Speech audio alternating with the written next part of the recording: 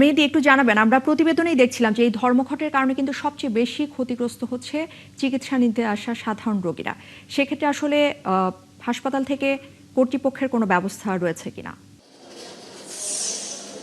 আমি এই মুহূর্তে আছি ঢাকা শহীদ সোহরাওয়ার্দী মেডিকেল কলেজ হাসপাতাল এবং আমি এই হাসপাতালের এই যে জরুরি বিভাগ one stop emergency and casualty যে সেবা কেন্দ্র, সেই সেবা কেন্দ্রটির সামনে আছি। আমি এখানে অনেকক্ষণ থেকেই আছি, সকাল থেকেই আমি দেখেছি যে অনেক রুগী এসছে এবং এখানে কিন্তু চিকিৎসা নিচ্ছে।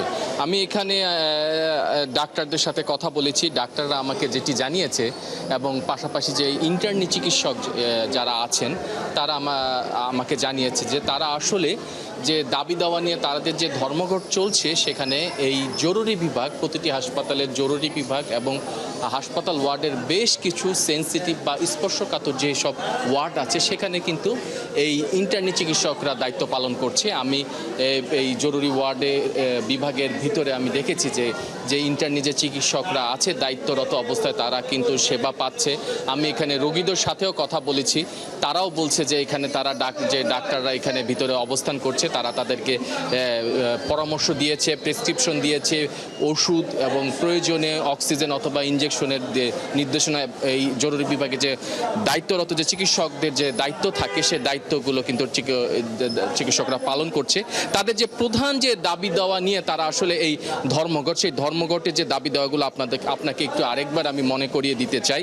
সেটা হচ্ছে যে তাদের প্রধান এবং প্রথম যে দাবি যে এফসিপিএস প্রশিক্ষণ সংক্রান্ত একটি সিদ্ধান্ত জারি হয়েছে, সেই সিদ্ধান্তে বলা হয়েছে যে 1000 টাকা করে নির্দিষ্ট সংখ্যক চিকিৎসককে দেওয়া হবে। এটার তারা প্রতিবাদ করেছে, তারা বলছে এই সংখ্যাটা আরও বাড়াতে হবে।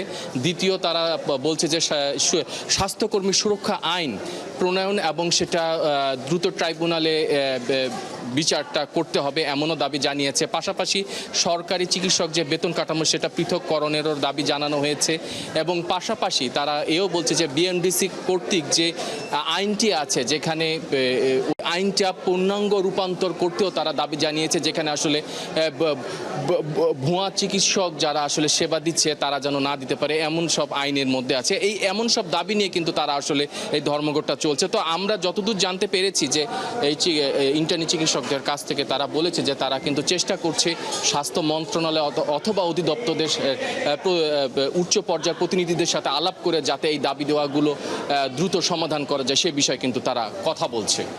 মেহেদী হাসান, আপনাকে ধন্যবাদ।